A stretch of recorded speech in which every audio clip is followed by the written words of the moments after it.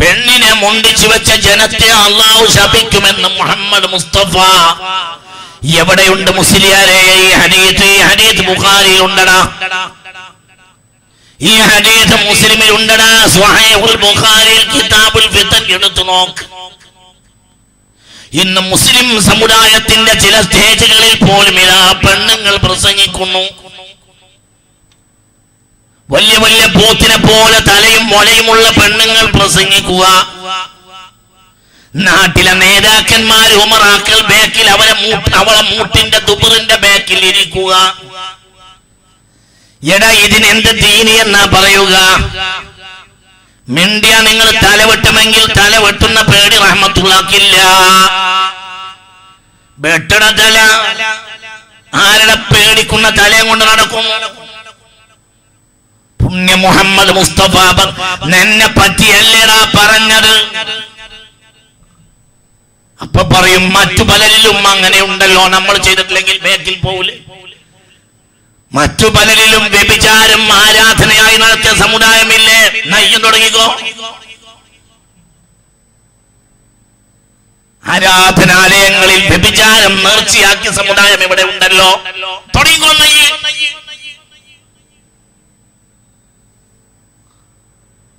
നഗ്നരായി ആരാധിക്കുന്ന സമുദായമില്ലേ ഇവിടെ നാട്ടിൽ, ലോകത്തില്ലേ? ആണും പെണ്ണും നഗ്നരായി ആരാധിക്കുന്ന ജനതയില്ലേ?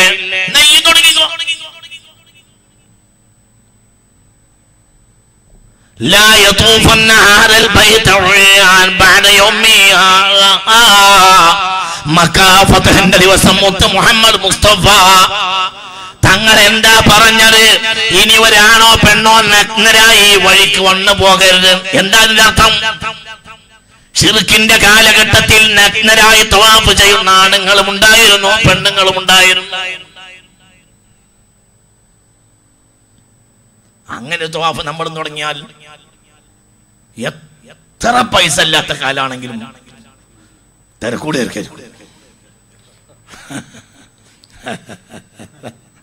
അല്ല, നീത്താക്കാത്താണ്, പൈസ ഇല്ല. നോട്ടൊക്കെ പ്രധാനമന്ത്രി പിൻവലിച്ചു എന്നൊന്നും ആർക്കും പ്രശ്നം ഉണ്ടാവില്ല. ആർക്കും ഇവിടുന്ന് അവിടെ നിന്ന് പോരാൻ തോന്നൂല. അള്ളാഹു നമ്മളെ കാത്തുരക്ഷിക്കട്ടെ. അല്ല എന്താ ഈ പറയുന്നത്? വലിയ വലിയ പോത്ത് പോലത്തെ പെണ്ണുങ്ങളും മുസ്ലിം വേദികളിൽ പ്രത്യക്ഷപ്പെട്ട് പ്രസംഗിക്കുക. ബാക്കിൽ പോത്ത് പോലെ ആണുകൾ ഇരിക്കുക. എന്നിട്ട് അവരെ നമ്മൾ മുസ്ലിം നേതൃത്വം എന്ന് വാഴ്ത്തുക. ഇതിന്റെ മാന എന്താ? മുത്തുനബി പറയുക, ലഅനല്ലാഹു ഖൗമൻ, ആ ജനതയെ അല്ലാഹു ശപിച്ചിട്ടുണ്ടെന്ന് മുത്ത് മുഹമ്മദ് മുസ്തഫ. ഹബീബല്ലേ ഇവിടെ പറയേണ്ടത്? ഇവിടെ ഒരാൾക്കും വഹിയില്ല. വഹി ഇറങ്ങിയത് അവസാനത്തെ ആൾ മുഹമ്മദ് മുസ്തഫയാണ്. ആ ആള് പറഞ്ഞ നിയമമാണ്. ആ നിയമം മാറ്റാൻ ഇവിടെ ഒരാൾക്ക് അധികാരമില്ല. അല്ലാഹു നമ്മളെ കാത്തുരക്ഷിക്കട്ടെ. മുഅ്മിനെ ചിന്തിക്കണം. MES എന്നൊരു സംഘടനയുണ്ട്, മുസ്ലിം എഡ്യൂക്കേഷൻ സൊസൈറ്റി എന്ന പേരിൽ. ഈ സംഘടന 40-40 കൊല്ലങ്ങൾക്ക് മുമ്പ് ഉണ്ടാക്കിയ സംഘടനയാണ്. ആ സംഘടനയുമായി കേരളത്തിലെ പല സയ്യിദന്മാർക്കും ഉമറാക്കൾക്കും ബന്ധമുണ്ടായിരുന്നു. പക്ഷേ കോഴിക്കോട്ടെ കുറ്റിച്ചിറയിൽ ഒരു MESന്റെ പൊതുവേദിയിൽ ഒരു പെണ്ണ് പ്രസംഗിച്ചപ്പോൾ ഈ ഉമ്മത്ത് കണ്ട ഏറ്റവും മഹാനായ ഖായിദുൽ ഖൗം ബാഫഖ് തങ്ങൾ പറഞ്ഞു, ഇനി ആ സംഘടനയുമായി നമുക്ക് ബന്ധമില്ല.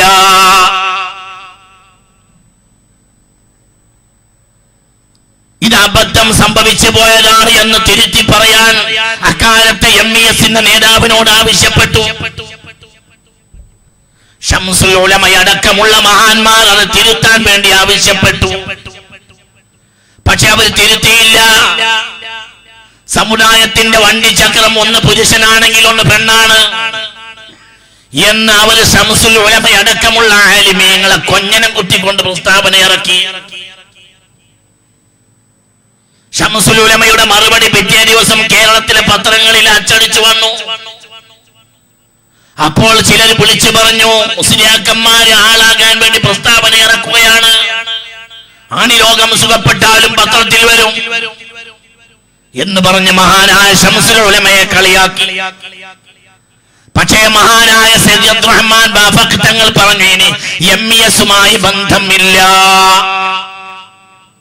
40 കൊല്ലം മുമ്പ് ഏതൊരു കാരണത്താലാണോ എംഇഎസിനെ വർജിച്ചത്, ഇന്ന് ആ കാര്യം പൊതുവേദികളിൽ പരസ്യമായി നടന്നുകൊണ്ടിരിക്കുന്നു. ഇതൊക്കെ വളരെ ഹക്കാണ്. അള്ളാഹു നമ്മളെ കാത്തുരക്ഷിക്കട്ടെ. അതിന് 40 കൊല്ലത്തിനിടയിൽ ഒരു പുതിയ നിയമം റസൂൽ ഇറക്കി തന്നിട്ടില്ല. മുത്ത് മുഹമ്മദ് മുസ്തഫ റസൂൽ ഒന്നും കൂടി വന്നിട്ടുണ്ടെങ്കിൽ തിരക്കടില്ല നമുക്ക് പറയായിരുന്നു. അന്നത്തെ നിയമമല്ല അന്നത്തെ നിയമം.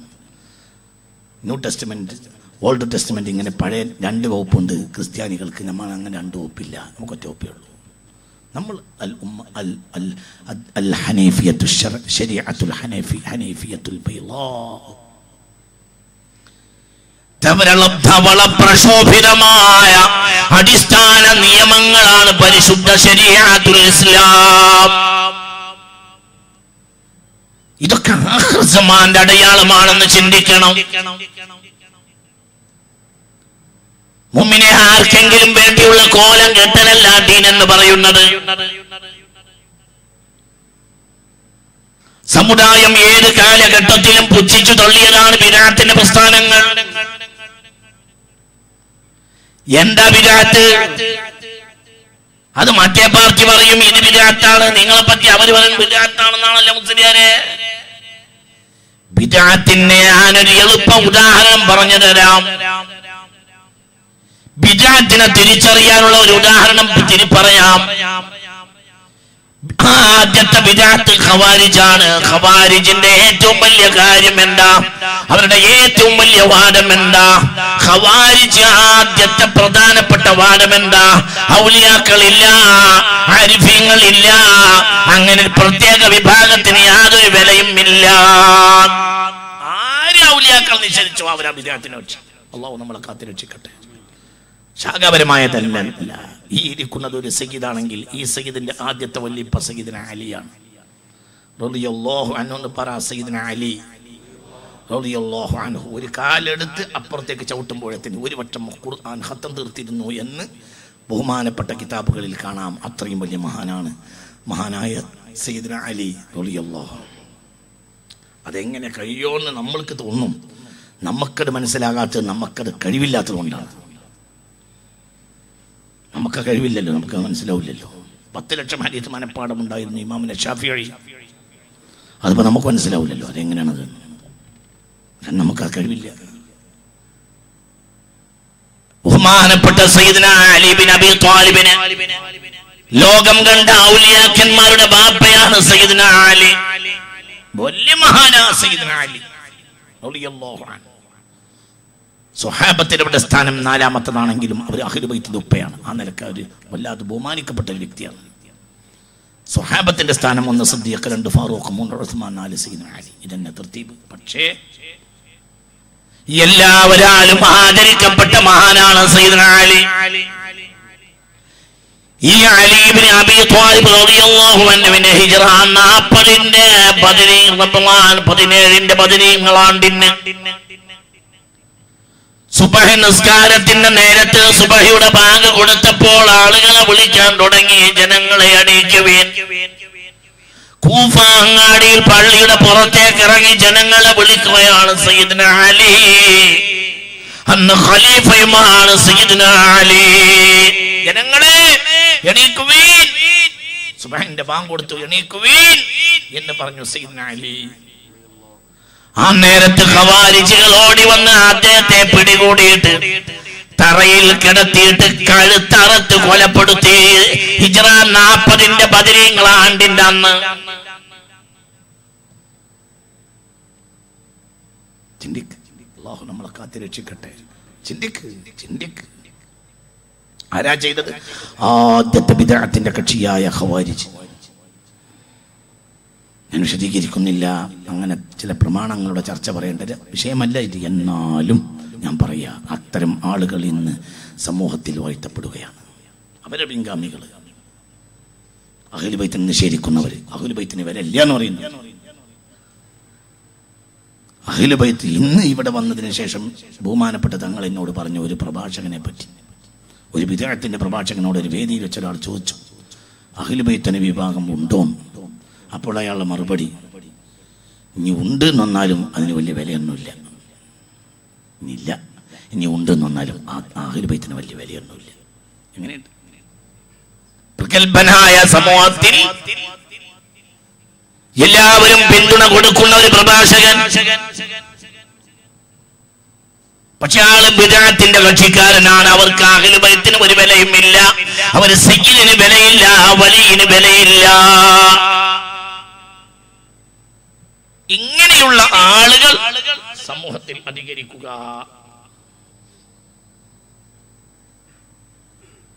വളരെ നമ്മൾ ചിന്തിക്കും, വളരെ ഗൗരവമായി ആലോചിക്കണം.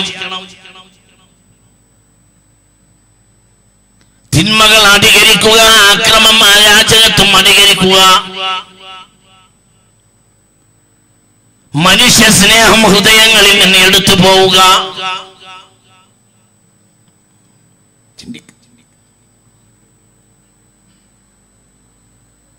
ഏതെങ്കിലും ഒരു മതത്തെ ഇല്ലാതെ ഏതെങ്കിലും ഒരു മതത്തിന്റെ മേൽ മേക്കിട്ട് കയറാനല്ല മുഹമ്മദ് മുസ്തഫ വന്നത്. പരിശുദ്ധ ഇസ്ലാമിന്റെ ഏറ്റവും പ്രധാനപ്പെട്ട നഗരമായി പുണ്യ മദീന, മദീനത്തുർ റസൂൽ, മദീന എന്ന പുണ്യ നഗരം വളരെ ഗൗരവമായി നമ്മൾ ചിന്തിക്കണം. ഈ പുണ്യ നഗരമാകുന്ന മദീന ഇസ്ലാമികവൽക്കരിക്കപ്പെട്ട ഏറ്റവും പ്രധാനപ്പെട്ട മദീന. ആ മദീനയിൽ ജൂതന്മാരുണ്ടായിരുന്നു, അവർക്ക് എല്ലാവിധ സഹകരണവും ഉണ്ടായിരുന്നു, സുരക്ഷിതത്വം ഉണ്ടായിരുന്നു. ക്രിസ്ത്യാനികൾ ധാരാളം മദീനയിൽ ഉണ്ടായിരുന്നു. അവരോട് എന്തെങ്കിലും ഒരു അപശബ്ദം പുണ്യ മുഹമ്മദ് മുസ്തഫ, നിങ്ങൾക്കറിയോ ഇസ്ലാമിന്റെ ഏറ്റവും പ്രധാനപ്പെട്ട പള്ളിയല്ലേ മദീന പള്ളി? ഹബീബായ മുഹമ്മദ് മുസ്തഫ സ്വല്ലല്ലാഹു അലൈഹി വസല്ലമ തങ്ങളെ മദീന പള്ളിയിൽ നബിയോട് സംസാരിക്കാൻ വേണ്ടി ക്രിസ്തീയ പാതിരിമാർ കയറി വന്നു. ആ ക്രിസ്തീയ പാതിരിമാർ മദീന പള്ളിയിൽ കയറി വന്നപ്പോൾ പുണ്യ മുഹമ്മദ് മുസ്തഫ അവരുടെ ആരാധനയുടെ സമയമായപ്പോൾ പുണ്യ മുഹമ്മദ് മുസ്തഫ മദീന പള്ളിയിൽ അവർക്ക് ആരാധനയുടെ സൗകര്യം ചെയ്തു കൊടുത്തു. മുഹമ്മദ് മുസ്തഫ മുസ്ലിമീങ്ങൾക്ക് വേണ്ടി ആരാധിക്കാൻ ഉണ്ടാക്കി തന്റെ കൈകൊണ്ട് പണിത മദീന പള്ളിയുടെ കഥയാ പറയുന്നത്. എങ്ങനെ ഒരു മുസ്ലിം ഭീകരവാദിയായി, എങ്ങനെ ഇന്ന് മതങ്ങൾക്കിടയിൽ ശത്രുത അധികരിച്ചു? മതമല്ലാകുന്ന കാലഘട്ടത്തിലാണ് മതവിശ്വാസികൾക്കിടയിൽ അക്രമം അധികരിക്കുക, സ്പർദ്ധ അധികരിക്കുക. സമൂഹത്തിന് നന്മ കൊണ്ട് നേതൃത്വം നൽകേണ്ട ആളുകൾ തന്നെയും വർഗീയമായി പ്രസംഗിക്കുക, പ്രവർത്തിക്കുക, വർഗീയത അധികരിപ്പിക്കുക. ലോകരാജ്യങ്ങളിൽ ഹബീബായ മുഹമ്മദ് മുസ്തഫ സ്വല്ലല്ലാഹു അലൈഹി വസല്ലമ തങ്ങൾ വന്നിട്ടുണ്ട്. തങ്ങളുടെ സ്വഹാബികൾ, അനുചരന്മാർ ലോകരാജ്യങ്ങളിൽ വന്നിട്ടുണ്ട്. ഏതെങ്കിലും ഒരു മതവിഭാഗത്തെ അവഹേളിച്ച് സംസാരിച്ചിട്ടില്ല. അങ്ങനെ ഒരു ചരിത്രം സ്വഹാബികൾക്കില്ല. അവരുടെ മാർഗമല്ലേ മാർഗം? ചിന്തിക്കുക. ഇപ്പോഴുള്ള പണി എന്താ? ഇപ്പോൾ എങ്ങനെയൊക്കെ അകലാൻ കഴിയുമോ എന്ന വിധത്തിൽ മനുഷ്യൻ ആലോചിച്ചു കൊണ്ടിരിക്കുന്നു. സമൂഹത്തിന്റെ മുന്നിൽ നിൽക്കുന്ന ആളുകൾ തന്നെ സ്പർദ്ധയെ പെരുപ്പിച്ചുകൊണ്ടിരിക്കുന്നു. നബി സല്ലല്ലാഹു അലൈഹി വസല്ലമയുടെ സ്വഹാബികൾ ഇവിടെ വന്നു. ഏതെങ്കിലും ആ കാലഘട്ടത്തിൽ ഇവിടെ ഗീതയുണ്ട്, രാമായണമുണ്ട്. ഏതെങ്കിലും ഒരു പ്രവാചക അനുചരൻ വന്ന് ഗീതയെ വെല്ലുവിളിച്ചിട്ടില്ല. അങ്ങനെ ഒരു ചരിത്രമില്ല. ഏതെങ്കിലും പ്രവാചക സ്വഹാബി അനുചരൻ ഇവിടെ വന്നിട്ട് മഹാഭാരതത്തെ, രാമായണത്തെ നിസ്സാരവൽക്കരിച്ചിട്ടില്ല. അതിനെതിരെ ഒരു പരിഹസിച്ചൊരു വരി പറഞ്ഞിട്ടില്ല, ഒരു പൊതുവേര് കിട്ടിയിട്ടില്ല. എന്താണ് അവർ ചെയ്തത്?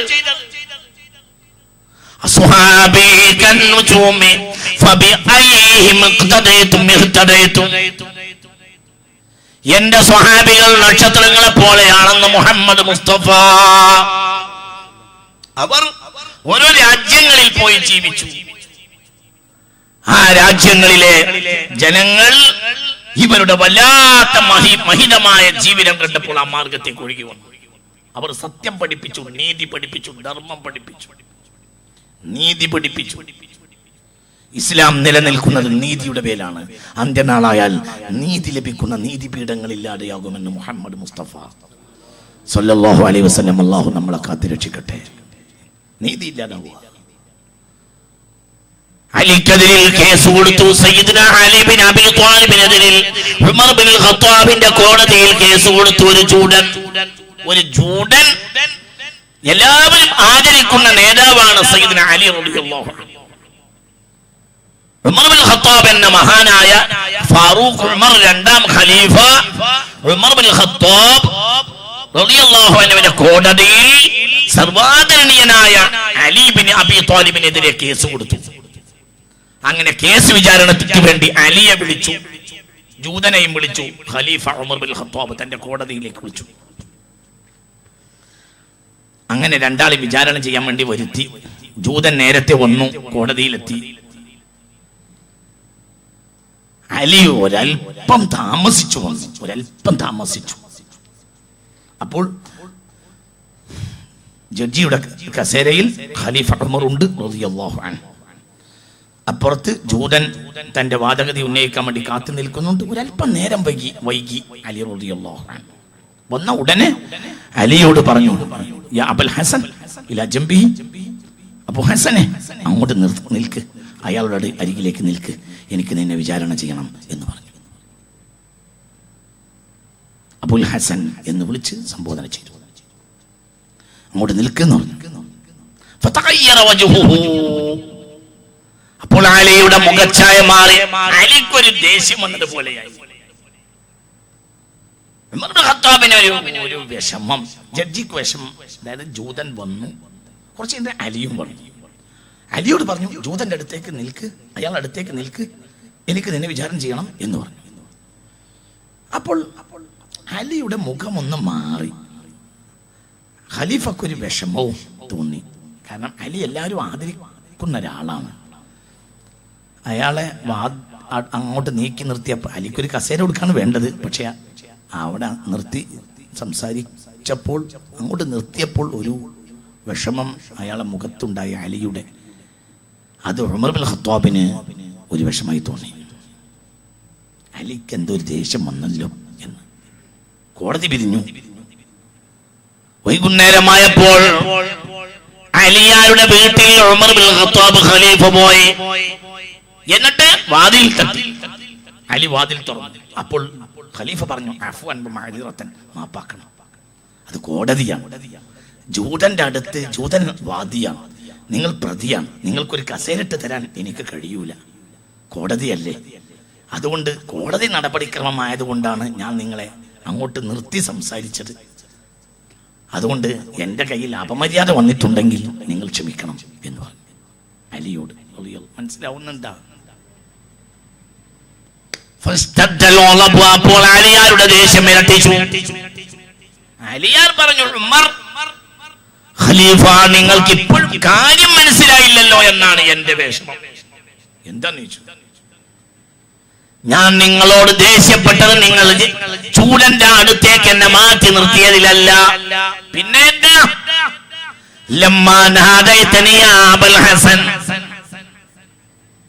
നിങ്ങൾ എന്നെ അലിയെ എന്നാ വിളിക്കുന്നത്? വിളിക്കേണ്ടത് കോടതിയിൽ വന്നാൽ എന്റെ പേര് അലി എന്നാണ് നിങ്ങൾ എന്നെ വിളിക്കേണ്ടത്. എന്നെ ബഹുമാനിച്ചാദരിച്ച് മദീനക്കാർ വിളിക്കുന്ന പേരാണ് അബുൽ ഹസൻ. ജഡ്ജിയായ നിങ്ങൾ എന്നെ ബഹുമാനിച്ച് അഭിസംബോധന ചെയ്താൽ ജൂതനായ പ്രതിഭാഗത്തിന് വാദിക്ക് അയാൾക്ക് നീതി ലഭിക്കുകയില്ല എന്ന് ഞാൻ ഭയപ്പെട്ടു. നിങ്ങൾ നീതിമാനല്ലാതെയാണോ എന്ന് ഞാൻ ആലോചിച്ചു. അതുകൊണ്ടാണ് ഞാൻ ദേഷ്യപ്പെട്ടതെന്ന് സയ്യിദ്ന അലി. ഇങ്ങനെയുണ്ടോ ഒരു ചരിത്രം? ഇതൊന്നും മനോരമയിലോ ബാലരമയിലോ എന്ന കഥയല്ല. മനുഷ്യൻ ഈ ഭൂമിയിൽ നെയ്ത നീതിയുടെ ഛായാചിത്രങ്ങളാണ്. മനുഷ്യന്റെ ജീവിതത്തിന്റെ കാൽപ്പാടുകളാണ് നീതിയുടെ കാൽപ്പാടുകൾ. അല്ലാഹു അവർക്കൊക്കെ വലിയ അനുഗ്രഹം ചൊരിഞ്ഞു കൊടുക്കട്ടെ. നിങ്ങൾ എന്താ ചിന്തിക്കാത്തത്? അപ്പൊ എന്തുമല്ല ഇതുണ്ടായത്? നീതി. ഇസ്ലാം എന്ന നിസ്കരിക്കലൊന്നുമല്ല, നിസ്കാരം അതിൽ പെടുന്നേ ഉള്ളൂ, അത്രയേ ഉള്ളൂ. പോലീസുകാരൻ രാവിലെ എണീറ്റാല് റൈഫിൾ ഇവിടെ ഇങ്ങനെ ഇവിടെയും വെച്ചിട്ട് അങ്ങോട്ടും ഇങ്ങോട്ടും കവാത്ത് നടത്താറുണ്ടല്ലോ. അതാണോ പോലീസിന്റെ ധർമ്മം? പോലീസിന്റെ ധർമ്മം കള്ളനെ പിടിക്കലാണ്. ഇതതിൽ പെടുന്നേ ഉള്ളൂ. കള്ളനെ പിടിക്കാനുള്ള ഒരു കവാത്ത് എല്ലാ ദിവസവും അങ്ങോട്ടും ഇങ്ങോട്ടും നടത്തണം. ഇല്ലെങ്കിൽ അവർക്കൊക്കെ വലിയ കൊടവേറ് വന്നിട്ട് പിന്നെ കള്ളന്മാർ വന്നാൽ ഓടാൻ കഴിയില്ല. നിങ്ങളിവിടെ ഉണ്ടാവോ? പറഞ്ഞത് മനസ്സിലായോ? പറയട്ട. എന്തിനാ പോലീസുകാരൻ എപ്പോഴും ഇങ്ങനെ കവാത്ത് നടത്തിയ എന്തിനാ? ഇവൻ കവാത്ത് നടത്തിയില്ലെങ്കിൽ കള്ളം വരുമ്പോൾ ഇവന് ഓടാൻ കഴിയില്ല. പോലീസുകാരൻ രാവിലെ ഒരു അരമണിക്കൂർ 3/4 മണിക്കൂർ കവാത്ത് നടത്തി റൈഫിൾ അവിടെ വെച്ചിട്ട് കിടന്നുറങ്ങിയാൽ എന്ത് പോലീസ്? നിസ്കരിക്കലല്ലടോ ഇസ്ലാമിൻ്റെ ഏറ്റവും വലിയ ധർമ്മം. ഇസ്ലാമിൻ്റെ ധർമ്മം നീതിയാണ്, സത്യമാണ്, ധർമ്മമാണ്. അതിനാണ് ഇസ്ലാം വന്നത്. അതില്ലെങ്കിൽ പിന്നെ എന്ത് വില ഇതിനുള്ളത്? ചിന്തിക്ക്. ഷാമിൽ നിന്ന് പാവപ്പെട്ട ആളുകൾക്ക് വേണ്ടിയുള്ള എണ്ണ കൊടുത്തയച്ചു അവിടുത്തെ ഗവർണർ മദീനയിലേക്ക്. ആ എണ്ണ കിട്ടിയപ്പോൾ മദീനയിലെ മിസ്കിന്മാരായ ആളുകളെ വിളിച്ചു കൊണ്ടുവരാൻ ആളയച്ചു ഖലീഫ ഉമർ ബിൻ ഖത്താബ്. അങ്ങനെ അവർ വന്നു. എണ്ണ ഇങ്ങനെ അളന്നു കൊടുത്തു മിസ്കിന്മാർക്ക്. അപ്പോൾ മിസ്കിന്മാർക്കുള്ള എണ്ണ ഇങ്ങനെ അളന്നെടുത്തിട്ട് ഉമർ ബിൻ ഖത്താബ് മകന്റെ കയ്യിൽ കൊടുക്കും. മകൻ അത് പാവപ്പെട്ട മിസ്കിന്മാരുടെ പാത്രത്തിലേക്ക് ഒഴിച്ചു കൊടുക്കും. അങ്ങനെ ഒഴിച്ചു കൊടുക്കാൻ വേണ്ടി കൊടുത്തുകൊണ്ടിരുന്നു. അളന്നളന്നളന്ന് അങ്ങനെ എണ്ണ കഴിഞ്ഞു. മിസ്കിന്മാർ പോയി കഴിഞ്ഞു. എല്ലാവർക്കും എണ്ണ കിട്ടി.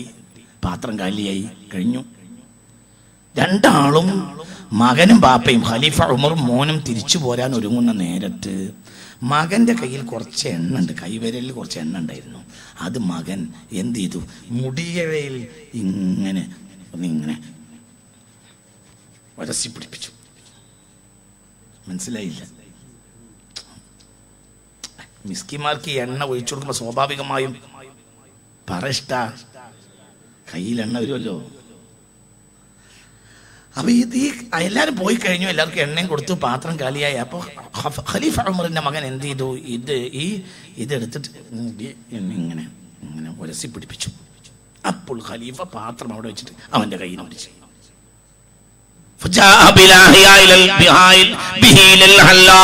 പിന്നെ നേരെ ബാർബറുടെ അടുത്തേക്ക് കൊണ്ടുപോയി. എന്നിട്ട് പറഞ്ഞു,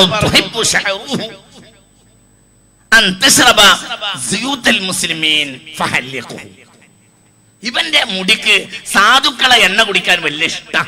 അതുകൊണ്ട് അതാണ് വരണ്ടി കളഞ്ഞേക്ക്. ഇങ്ങനെ വേണ്ട. എങ്ങനെയുണ്ട്? എന്താ പറഞ്ഞേ? അവിടുന്ന് നമുക്ക് തിരുവനന്തപുരത്തേക്കും ഡൽഹിയിലേക്കുള്ള ദൂരം എത്ര ഒന്ന് ആലോചിക്കണം. നിങ്ങൾക്ക് ഇവിടെ ഉണ്ടോ? നിങ്ങൾക്ക് പറഞ്ഞത് മനസ്സിലായോ?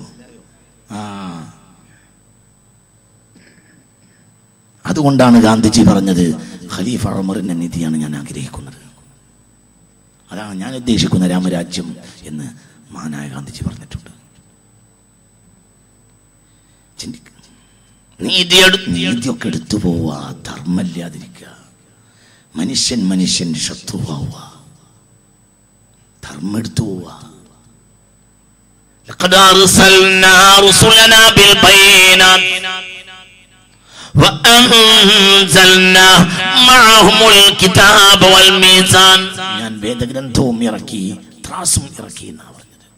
വേദഗ്രന്ഥവും ഇറക്കി, ത്രാസും ഇറക്കി. ഞാൻ വേദഗ്രന്ഥവും ഇറക്കി, ത്രാസും ഇറക്കി എന്നാണ് ഖുർആൻ പറഞ്ഞത്. അല്ലാഹു പറഞ്ഞു, ഞാൻ പ്രവാചകന്മാർക്ക് വേദഗ്രന്ഥവും നൽകി, ത്രാസും നൽകി. ത്രാസം നൽകി എന്ന് പറഞ്ഞാൽ എന്താ? ഒരു പ്രവാചകനും ത്രാസം പിടിച്ചൊന്നും വന്നിട്ടില്ല. അതിൻ്റെ അർത്ഥം എന്താ? അതിനൊരു ഉള്ളർത്ഥമുണ്ട്. വേദഗ്രന്ഥത്തിന്റെ സാരാംശം നീതിയാണ്, നിങ്ങൾക്ക് പറഞ്ഞത് മനസ്സിലായില്ലേ? ഒരു വേദഗ്രന്ഥം നടപ്പിലാക്കുക എന്ന് പറഞ്ഞാൽ നിസ്കാരം നടപ്പിലാക്കലല്ല, നോമ്പ് നടപ്പിലാക്കലല്ല, അത് അതിൽ പെടുമെന്നേ ഉള്ളൂ. ഒരു നാട്ടിൽ നിസ്കാരമുണ്ട്, നീതിയില്ല എങ്കിൽ അവിടെ ഖുർആനില്ല. ഒരു നാട്ടിൽ നോമ്പുണ്ട്, നിസ്കാരമുണ്ട്, കരുണയില്ല എങ്കിൽ അവിടെ ഖുർആനില്ല. ഒരു ജനതയ്ക്ക് നിസ്കാര തഴമ്പുണ്ട്, പക്ഷേ പരസ്പരം വിശ്വാസമില്ല. നല്ല തഴമ്പുണ്ട്, തഴമ്പിനൊന്നും അത്ര വലിയ പണയില്ല. ഈ ബാംഗ്ലൂരിൽ നിന്നോ മറ്റോ ഒക്കെ കൊണ്ടുവരുന്ന നല്ല കാർപ്പറ്റിൽ ഒരു 2-3 ദിവസം നിസ്കരിച്ചാൽ നിസ്കാര തഴമ്പായി. കാരണം വാള് പോലെയുള്ള മൂർച്ചയുള്ളതാണ് ആ കാർപ്പറ്റിന്റെ ഒക്കെ രോമങ്ങൾ, ഭയങ്കര കട്ടിയ. 2 ദിവസം കൊണ്ട് നിസ്കാരത്താകുമ്പോൾ ഒരു പണിയല്ല. അത് ആർക്കുള്ള കാലഘട്ടമാണ്. എന്നും എവിടെയും നിസ്കാരത്താകുമ്പോഴാണ്. അങ്ങനെയാണ്. അതുകൊണ്ടൊന്നും സത്യമതം ഉണ്ടാവൂല. അപ്പൊ സത്യമതത്തിന്റെ ഉള്ളെന്താ? പരസ്പര വിശ്വാസം. വിശ്വാസം എടുത്തു പോവുക, നീതി എടുത്തു പോവുക, കരുണ എടുത്തു പോവുക. മനുഷ്യ മനസ്സിൽ അക്രമം മുളപൊട്ടുക. മനുഷ്യൻ ഏറ്റവും മോശപ്പെട്ട മനുഷ്യൻ ആരാണെന്ന് നിങ്ങൾക്കറിയുമോ എന്ന് മുഹമ്മദ് മുസ്തഫ. അപ്പോൾ സ്വഹാബികൾ പറഞ്ഞു, ഇല്ല ഞങ്ങൾക്കറിയൂല. ഏറ്റവും മോശപ്പെട്ട ആളെ നിങ്ങൾക്കറിയുമോ എന്ന് ചോദിച്ചു. അപ്പോൾ പറഞ്ഞു, ഞങ്ങൾക്കറിയൂല നബിയെ. فقال النبي صلى الله عليه وسلم من اعتذر فلم يقبل عذره. ഒരാൾ ഒരു ഒഴിവ് കഴിവ് പറഞ്ഞു, അപ്പോൾ അനുവാചകൻ അത് സ്വീകരിച്ചില്ല, അയാളാണ് ഏറ്റവും മോശപ്പെട്ടവനെന്ന് മുഹമ്മദ് മുസ്തഫ. 26-ാം തീയതി തരാമെന്ന് പറഞ്ഞ ഒരു കച്ചവടം ചെയ്തു. ഒരാൾ നിന്റെ ഒരു ഭൂമി എടുത്തു, അങ്ങനെ ഒരു 50,000 രൂപയും അഡ്വാൻസ് വന്നു. ഭൂമി എടുത്തു എന്നുള്ള ഒരു ഉദാഹരണം, അല്ലെങ്കിൽ വസ്തു എടുത്തു, എന്തോന്നെടുത്തു. അപ്പോൾ 26-ാം തീയതി തരാമെന്ന് പറഞ്ഞു, അയാള് പോയി. 26-ാം തീയതി സന്ദർഭവശാൽ അയാൾക്ക് വന്നില്ല. 27-ാം തീയതി രാവിലെ വന്നു. എന്നോട് പറഞ്ഞു, ഇന്നലെ എനിക്ക് വരാൻ കഴിഞ്ഞില്ല, ഇന്നലെ ഞാൻ പൈസ കിട്ടിയപ്പോഴത്തേന് പറ്റ നേരം വൈകിപ്പോയി, ഇന്നലെ അങ്ങനെ ബുദ്ധിമുട്ടായിപ്പോയി, സാരല്ല. അപ്പോൾ പറയുക, ഞാൻ 26-ാം തീയതിയുടെ വ്യവസ്ഥയിലാണ് അതിന് തന്നത്. ഇനി കച്ചവടം കഴിഞ്ഞു, ഇനി തരണമെങ്കിൽ എനിക്ക് സെന്റിമേൽ 10,000 കൂട്ടിത്തരണം. നിങ്ങൾക്ക് പറഞ്ഞത് മനസ്സിലായോ? ഇത് പറയാറില്ലേ മനുഷ്യന്മാര്? പറ. ഇന്നിപ്പോ നമ്മുടെ നാട്ടിൽ അത് മുസ്ലിമീങ്ങൾ പറയാറില്ലേ? പറയാറുണ്ടോ? അത് പറയാറില്ലേ? അവൻ വെറുതെ നിസ്കരിച്ചിട്ട് ഒരു കാര്യമില്ല, അതാ പറഞ്ഞത്. അവൻ നിസ്കാരം പഠിച്ചോൻ സ്വീകരിക്കൂല. വെറുതെ ഒരു കാര്യമില്ല നിസ്കാരം. അവൻ താടി വെച്ചിട്ട് കാര്യമില്ല, അവൻ നിസ്കരിച്ചിട്ട് കാര്യമില്ല. ഇതൊക്കെ ഇന്ന് സർവ്വസാധാരണയല്ലേ? ഒരാളൊരു ഒഴിവ് കഴിവ് പറഞ്ഞു, സാരല്ല, അതൊന്ന് സ്വീകരിക്കണ്ടേ? സാരല്ല, അങ്ങനെ സംഭവിച്ചു, സാരല്ല, അതൊക്കെ സാധാരണയല്ലേ, അതൊന്നും സാരല്ല, അങ്ങോട്ട് പറയണ്ടേ? മനുഷ്യനല്ലേ?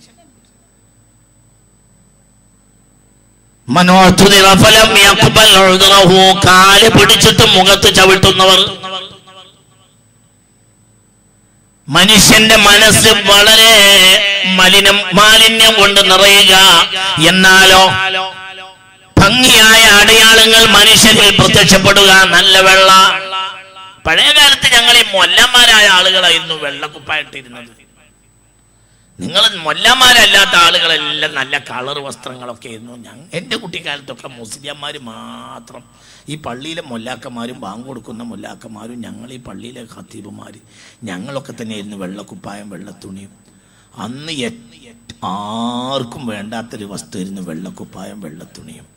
അതുകൊണ്ട് അതിന് വളരെ ചീപ്പ് റേറ്റിൽ കിട്ടിയിരുന്നു. ഇപ്പം നമുക്ക് സാധനം കിട്ടാനില്ല. കള്ളന്മാരായ കള്ളന്മാരും മുഴുവനും വെള്ളക്കുപ്പായം വെള്ളത്തുണി. അല്ല, വെള്ളക്കുപ്പായിട്ടവരൊക്കെ കള്ളന്മാരാന്ന് അർത്ഥം ചേട്ടാ. അങ്ങനെയാണ് എല്ലാവരും. ഫുൾ ലോഡ് കള്ളാണെങ്കിലും വെള്ളക്കുപ്പായിട്ടാണ് കൂടുതൽ. ലോഡ് ഫുള്ള് കള്ള് ഫുള്ള്.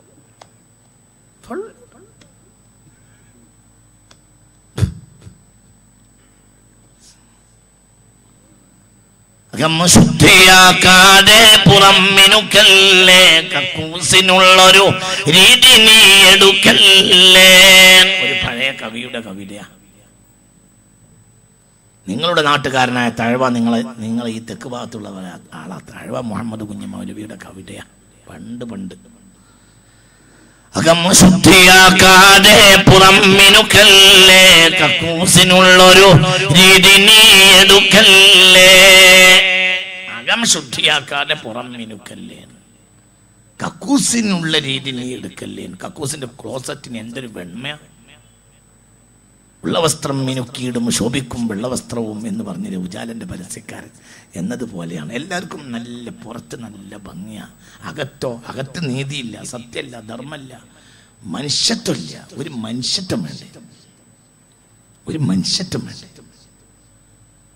ഒരു കൈക്കുഞ്ഞും കൊണ്ടൊരു പെണ്ണ് ബസ് കയറിയാൽ ആ പെണ്ണിനൊന്ന് ഇരുന്ന് കൊടുക്കാനൊന്ന് എണീറ്റാൽ എന്താ? അവൻ അവിടെ ഇരുന്ന് ദിക്ർ ചെല്ലും, സുബ്ഹാനല്ലാഹ് സുബ്ഹാനല്ലാഹ്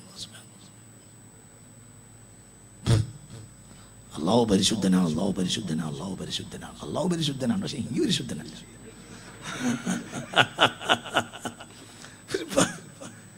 ആരായാലെന്താടോ, ഒരു കൈക്കുഞ്ഞും കൊണ്ടൊരു പെണ്ണ് ബസ് കയറിയാൽ ഒന്ന് എണീറ്റ് കൊടുക്കേണ്ടത് ആരാകട്ടെ. നന്മക്ക് മതമുണ്ടോ, നന്മക്ക് മതമുണ്ടോ, കരുണക്ക് മതമുണ്ടോ?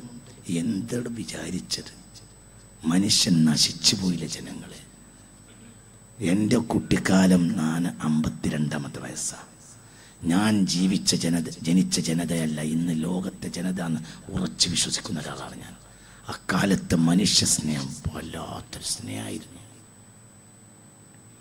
സ്നേഹം ഉണ്ടായിരുന്നു മനുഷ്യന്മാർക്ക്. മനുഷ്യന്മാർ ആ കാലത്ത് അങ്ങോട്ടും ഇങ്ങോട്ടും അടുക്കാൻ വേണ്ടി മത്സരിക്കുന്നു. ഒരു കാച്ചിൽ, ഒരു പൂള കാച്ചിൽ, വാഴക്ക എന്തെങ്കിലും ഒന്ന് വീട്ടിലുണ്ടായാൽ അത് 2-3 ഓഹരി ചെയ്ത് അപ്പുറത്തെ യശോദയുടെ വീട്ടിലേക്ക് പകുതി കൊടുത്തയച്ച്, ഇപ്പുറത്ത് തോമസിൻ്റെ വീട്ടിലേക്ക് കൊടുത്തയച്ച്, ഇപ്പുറത്ത് എടുത്ത് അവിടുന്ന് ഇങ്ങോട്ട് കൊടുത്തയച്ച്. എന്തൊരു സ്നേഹമായിരുന്നു മനുഷ്യന്മാർക്ക്, എന്തൊരു കരുണയായിരുന്നു മനുഷ്യന്മാർക്ക്. എന്തായിരുന്നു ഒരു കാലം, എന്തൊരു നന്മയായിരുന്നു ആ കാലഘട്ടം.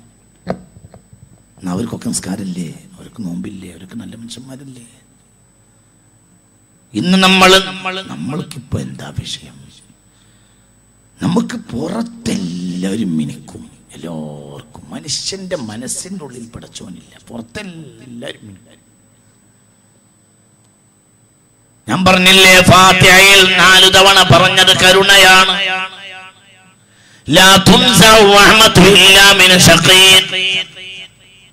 അല്ലാഹുവിന്റെ റിക്കാർഡിൽ ഒരാൾ ദോഷിയായി രേഖപ്പെടുത്തപ്പെടുമ്പോഴാണ് ഒരു മനുഷ്യന്റെ മനസ്സിൽ കരുണ എടുത്തു പോയാൽ അല്ലാഹുവിന്റെ റിക്കാർഡിൽ അവൻ ദോഷിയായി ചേർക്കപ്പെടുമെന്ന് മുഹമ്മദ് മുസ്തഫ.